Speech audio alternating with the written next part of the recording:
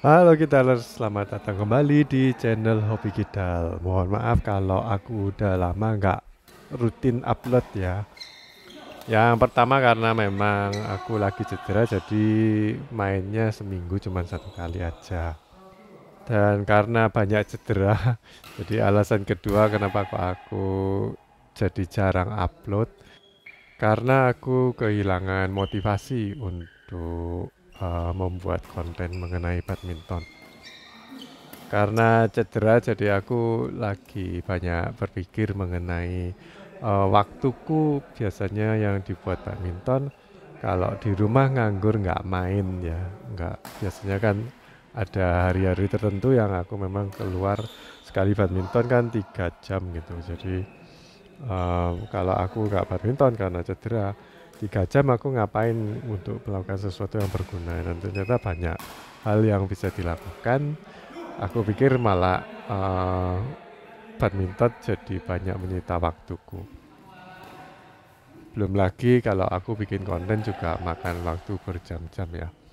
Nah itu aku rasa waktuku lebih banyak berguna untuk hal lainnya, uh, yang work related daripada untuk bikin konten yang seperti ini ya. Tapi tetap aku akan jalanin aja sampai suatu saat videonya habis. Nggak entah berapa tahun ya, berapa tahun kemudian. Oke, perkenalan dulu. Jadi di sebelah sana ada anak baru, ya, temennya temen.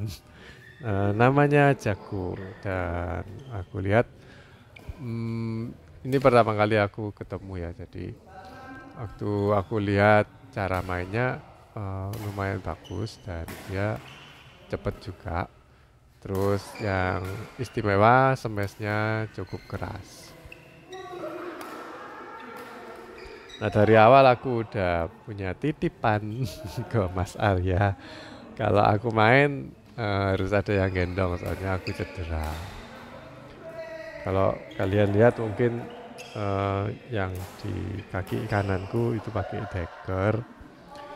Terus kalau kalian mungkin nggak ngamatin ya, tapi ada gerakan kaki yang mungkin kelihatan gitu kalau aku bukan kesakitan ya, tapi kesulitan untuk melangkah, apalagi kalau mendadak dan kalau meluntir.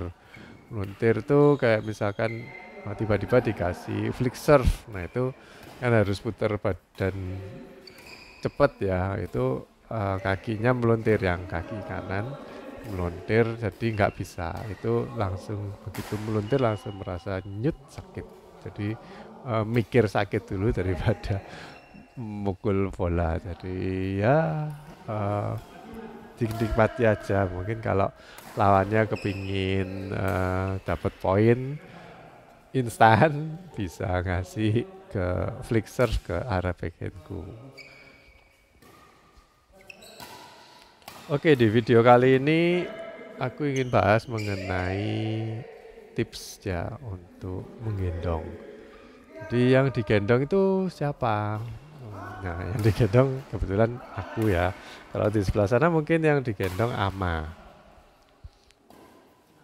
Tapi karena Ama ini nggak cedera, jadi dia masih bisa rajin untuk lari-lari keliling lapangan. Sedangkan aku lebih banyak terbatas di daerah depan. Jadi aku kasih ini aja ya, kasih poin-poin perbedaannya. Jadi kalau kita itu disuruh gendong atau kita yang digendong, nah kalian ini yang biasanya selalu minta digendong terus, apakah kalian ini tidak malu? Jadi belajar dong main badminton, biar suatu saat kalau uh, yang biasa gendong kamu itu lagi cedera, kamu bisa gendong balik. Jadi balas budi. Jadi jangan cuma mau digendong tok, tetap harus bisa gendong. Mungkin kalau diperlukan, jadi bisa.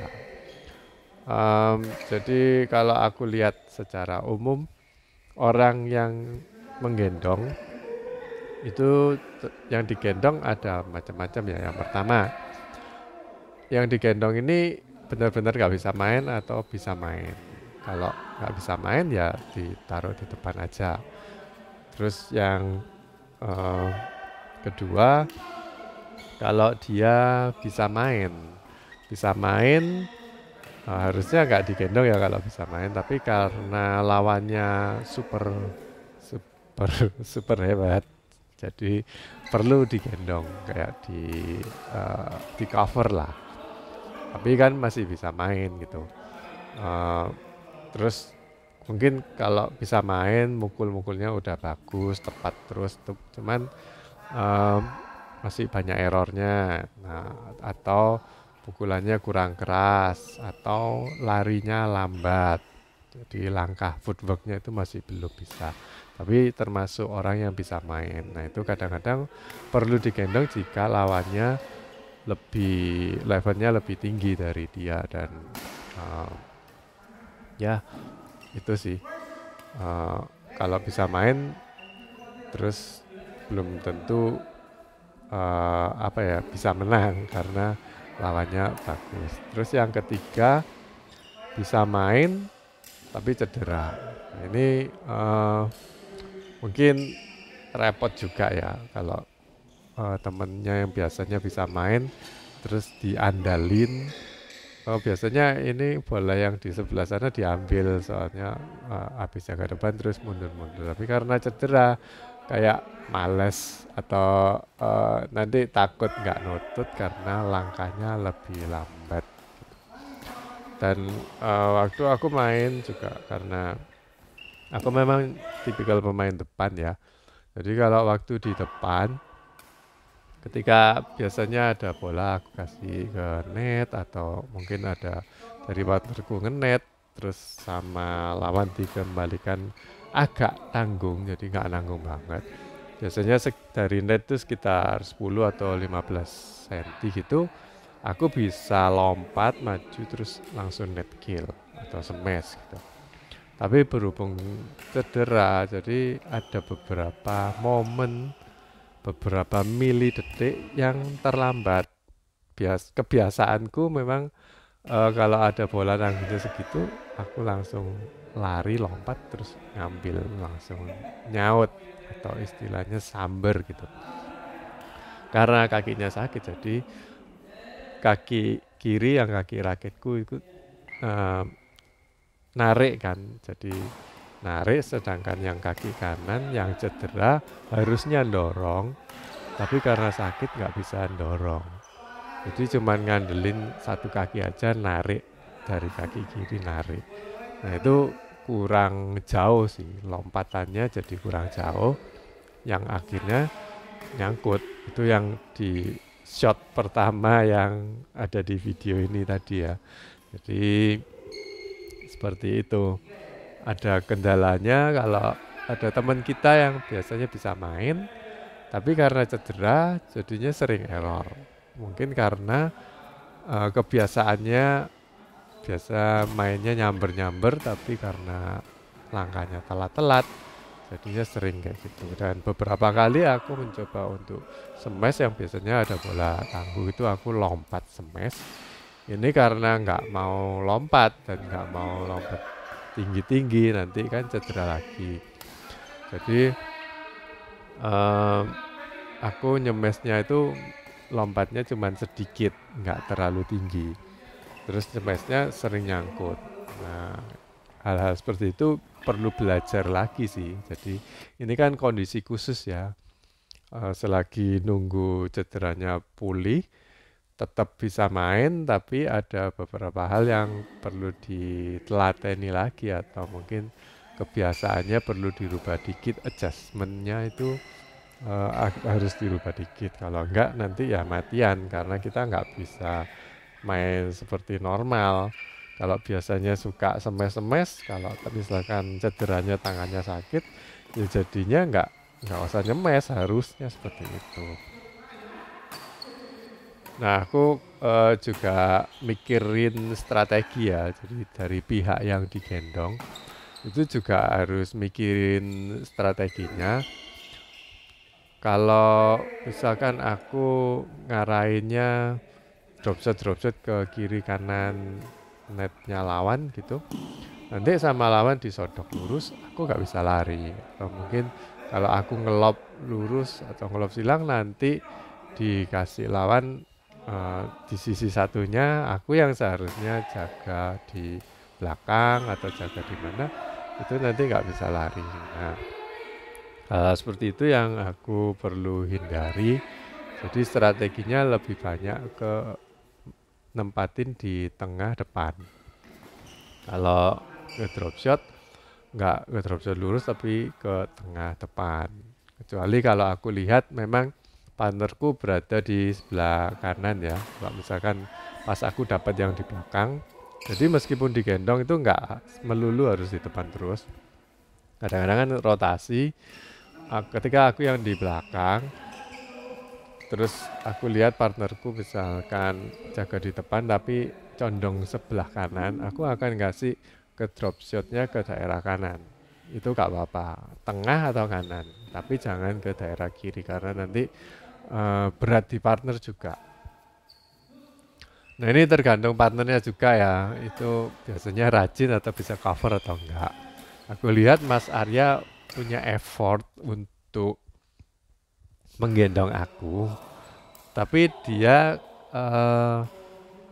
masih kagok atau belum terbiasa untuk gendong orang yang cedera karena biasanya kita main itu kan rotasinya itu kan enak biasanya. Kalau misalkan aku berada di depan terus aku lihat bolanya itu lari ke belakang agak pojok kiri misalkan. Nanti sama Mas Arya misalkan di net atau di lob sama lawan dikasih ke kanan jauh, itu harusnya aku kan yang ngambil. Soalnya kalau Mas Arya yang ngambil nanti kejauhan. Atau biasanya Mas Arya kalau habis ngelob kan dia biasanya maju kan. Jadi posisinya kiri kanan. Sedangkan kalau cedera di depan terus, kadang-kadang aku pikir, wah ini terlalu cepat bolanya ke belakang, aku nggak nutut. Jadinya aku cuma ngeliatin aja. Jadi kayak orang yang belajaran gitu. Cuma ngeliatin aja di belakang bolanya siapa yang ngambil. Nah itu Mas Arya masih kagok atau belum terbiasa. Di awal-awal kita game pertama kalah karena ya hal-hal seperti itu. Jadi kejadian-kejadian atau momen yang seharusnya aku yang ambil tapi karena cedera aku nggak ambil, ini Mas Arya jadi kaget. Jadi sering banyak minta maaf, sorry sama, nggak usah minta sorry, nggak apa-apa karena memang kita lagi belajar, chemistry-nya kan berubah. Juga bagi yang gendong misalkan Mas Arya ya, itu kalau ngasihnya bola-bola yang terlalu jauh dari aku ya, seperti yang tadi aku bilang ya, misalkan Mas Arya yang di belakang terus dia ngasih drop shot ke pojokan di depan tapi pojok yang dekatnya tiang net situ ya. Nah itu kalau sama lawan dikasih net balik tipis, itu aku kesulitan untuk lari ke sana karena lumayan jauh sih. Jadi langkahku agak telat, apalagi yang di daerah kanan atau daerah backhand.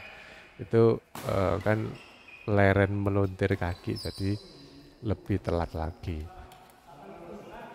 Dan karena aku telat jadi nggak bisa langsung net kill. Habis ngasih net pun kalau sama lawan dikasih silang, aku juga gak bisa kejar. Padahal harusnya tugasnya pemain depan kan di situ. Jadi sebaiknya menghindari hal-hal seperti itu. Lebih baik yang digendong maupun yang menggendong, kalau mau ngedrop shot, taruh ke tengah aja. Itu kan posisinya lebih netral. Tapi ya jangan nanggung. Kalau naruh di tengah, terus nanggung, partnernya yang cedera ditaruh di depan. Nanti kena smash. Lalu aku lihat ini ya, banyak bola-bola yang dari Mas Arya itu terlalu ke tengah sih, maksudnya sering ngasih bola setengah tapi nggak pendek. Jadi bola setengahnya itu kayak ngelop tapi tanggung. Walaupun jauh dari lawan, tapi kalau lawannya cepet kita mati. Apalagi ama cepet sama jago juga cepet. Itu sedangkan aku kan cedera mati, nggak cepet. Mas Arya juga langkahnya aku lihat kurang ini sih, kurang cepet juga. Jadi sering mati di situ. Ya itu sebaiknya memang nggak tanggung. Jadi kayak tekniknya harus dirubah lagi biar nggak tanggung, atau jangan ngasih ke setengah lagi, tapi mending buang-buang bola ke belakang atau lob serang. Aku lihat banyak teman-teman yang lob serang itu nggak ngerti, jadi cuma sekedar ngelob, dan ngelob kalau lawannya nggak lob serang itu bisa langsung disemes. Sedangkan kalau aku sih nyebar dari buka ya, jadi dari posisi depan belakang ke kiri kanan itu masih bisa sih cepet. Cuman kalau kena bola dadaan, apalagi yang suka main tipu-tipu ya atau scan-scan itu, aku otomatis gak ngambil, soalnya mending aku biarin aja partner yang ngambil atau memang biarin mati. Ya ada hikmahnya juga kalau lagi cedera, jadi aku gak kejar. Kadang-kadang bola out itu aku masih ambil, ini karena aku nggak kejar, terus akhirnya aku lihat oh ternyata out. Jadi ada pembelajaran juga buat aku, kalau bola segitu itu ternyata out loh, karena biasanya aku ambil. Di game kedua juga masih struggling dengan ini ya, karena lawannya itu kok nggak mati-mati. Mas Arya sempat aku amati ya, kita memang nggak janjian, tapi aku amati Mas Arya merubah kayak pola-pola strateginya itu diganti-ganti, kadang-kadang kasih net atau pokoknya beda lah sama game pertama dan game kedua. Dia menerapkan strategi yang berbeda, tapi tetap nggak berhasil. Terus dia bilang diapain ya biar menang. Nah aku sendiri juga nggak tahu gitu. Kalau aku amati sih ya mungkin mengurangi ini aja, mengurangi kesalahan sendiri. Dan kalau aku lihat kan mungkin strateginya Mas Arya tuh lebih banyak ngasih ke drop shot atau ngenet gitu. Tapi dia nggak konsisten, kadang-kadang 4 atau 5 kali itu mati. Jadi nggak bisa sampai 20 kali ngenet terus nggak mati, itu nggak bisa. Makanya sering banyak ini ya, kehilangan poin di situ. Jadi kalau kita punya strategi juga harus bisa mengeksekusi strategi itu. Jadi kalau kita memang skillnya kurang terus dituntut strateginya seperti itu, ya nggak bisa dong, karena skillnya nggak ada kalau disuruh kayak gitu. Sama kalau kamu nyuruh orang, kamu harus naik sepeda ke Indomart, tapi anaknya nggak bisa naik sepeda. Ya jalan kaki. Jadi tetap ada cara-cara tertentu, cara-cara lainnya yang membuat strateginya bisa berhasil. Yang penting nggak pakai cara A atau mungkin cara B, tapi strateginya masih bisa diterapin. Cuman kayak ini ya, muter, nggak langsung gitu. Kalau aku ini aku lihat sih defense-nya dari Mas Jago sama Ama bagus. Tapi kalau kita nyemesnya ke daerah body atau daerah sekitarnya dia, itu bisa dikembalikan. Nah itu yang aku terapin nanti di game ketiga ini. Itu banyak nyemes ke variasi, jadi nggak cuman nyemes-nyemes ke arah body, tapi nyemesnya sampai ke pojokan atau ke backhandnya dia, backhandnya lawan, atau ya pokoknya banyak variasi itu. Yang penting taruhlah di ruang-ruang yang kosong. Nah ini tips aja ya, Jadi kalau kita itu main sama orang yang cedera, itu sebaiknya kita ngasihnya itu ke ruang-ruang yang kosong. Jangan nyemes-nyemes ke keras, apalagi yang gendong ya, nyemes keras. Nanti kalau lawannya bagus defense-nya, kewalahan sendiri. Soalnya partnernya udah freeze, nggak bisa bantuin. Terus kamu juga habis semes keras juga nggak bisa lari kemana-mana. Jadi itu yang perlu dihindari. Kalau trick shot mungkin kalau trick shotnya bisa bikin eh, lawan lari-lari atau mungkin kita bagus banget trick shotnya, ya kalau apa lakukan aja.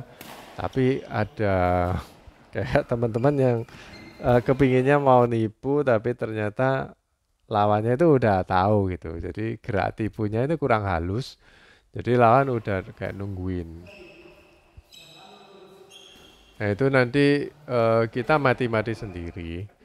Soalnya partnermu juga nanti kaget karena kamu melakukan hal yang nggak normal kan. Kalau trick shot itu kan nggak normal, jadi dia nggak bisa prediksi. Ya aku yang nggak bisa prediksi. Jadi kalau aku lagi cedera, ketika ada bola yang seperti itu, bolanya posisinya lawan seperti apa, gerakannya seperti apa, itu aku bisa baca sih. Oh ini kira-kira ditaruh di sini, jadi aku udah jalan untuk nempatin ke daerah situ. Tapi kalau dadaan, aku kan sakit. Kalau cepat-cepat lari ke sana ke sini itu dadaan sakit, jadi nggak bisa. Nah kalau partnernya ngasih sesuatu yang trick shot atau yang mendadak, terus ternyata lawannya juga refleksnya cepat, ditaruh di daerah yang jauh dari aku ya mati.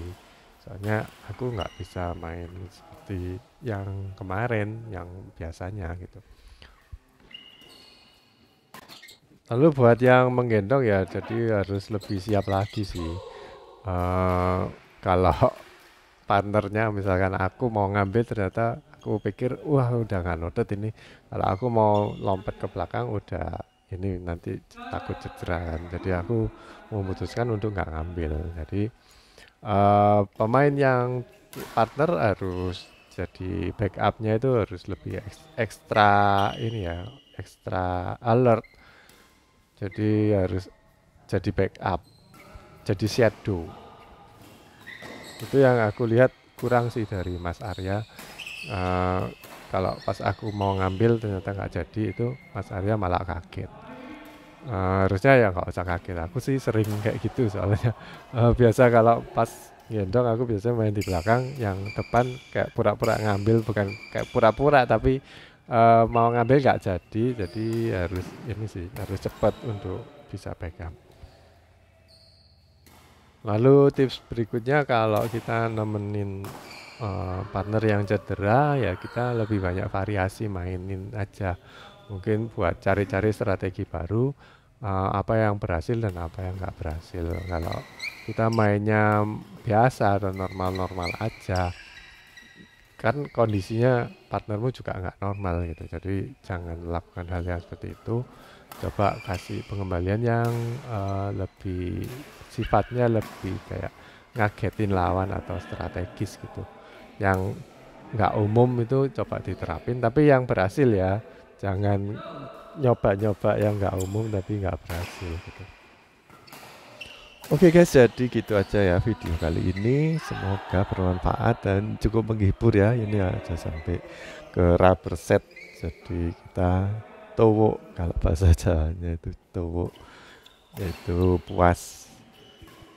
Senang kalau kita itu bisa main sama lawan yang imbang ya. Walaupun kita mainnya lagi cedera, tapi enak gitu dapat olahraganya juga. Kita itu dipaksa mikir strateginya gimana, apalagi kalau kita punya kendala sesuatu, ke strateginya gimana. Jadi belajar juga, walaupun kita cedera tetap belajar caranya mukul. Walaupun kakinya sakit, yang penting kan tangannya enggak gitu. Jadi penempatan kan dari tangan ya, enggak sepenuhnya dari kaki. Walaupun kadang ya kaki pengaruh sih, telat-telatnya, tapi arah bolanya itu kan kita udah, kalau biasanya kita penempatannya arahnya bagus ya, walaupun cederanya kaki kita pasti bisa lakuin penempatan dengan bagus juga. Yang perlu kalian ketahui ya, jadi pukulan yang nggak berhasil, maksudnya yang tanggung atau mungkin kurang bagus kualitasnya, itu nggak melulu karena tangan atau teknik kita itu salah, tapi karena kita menempati tempat yang salah. Kadang-kadang posisi untuk ngambilnya itu nggak enak, terlalu bungkuk atau terlalu jauh dari badan, itu yang mempengaruhi kualitas pengembalian bola kita. Aku lihat Mas Arya ini walaupun pukulannya bagus, tapi seringkali telat. Jadi untuk mengarah untuk ambil bola, misalkan bola ditempatkan agak jauh, dia untuk lari ke sana itu sering pakai skipping kecil-kecil langkahnya, jadi bukan ngelangkah yang lebar-lebar. Dibandingin sama Ama sebenarnya footworknya bukan kayak orang badminton, tapi lebih ke orang sepak bola. Itu dia lari, tapi larinya cepat. Walaupun bukan sama-sama ini ya, footworknya badminton, tapi kalian bisa bandingin bahwa kalau Ama seringkali bisa dapat bola atau pengembaliannya lumayan bagus karena dia cepat larinya. Sedangkan Mas Arya pukulannya yang lebih bagus dari Ama, tapi seringkali banyak nanggungnya juga. Oke, gitu aja video kali ini. Sampai jumpa di video berikutnya. Bye-bye.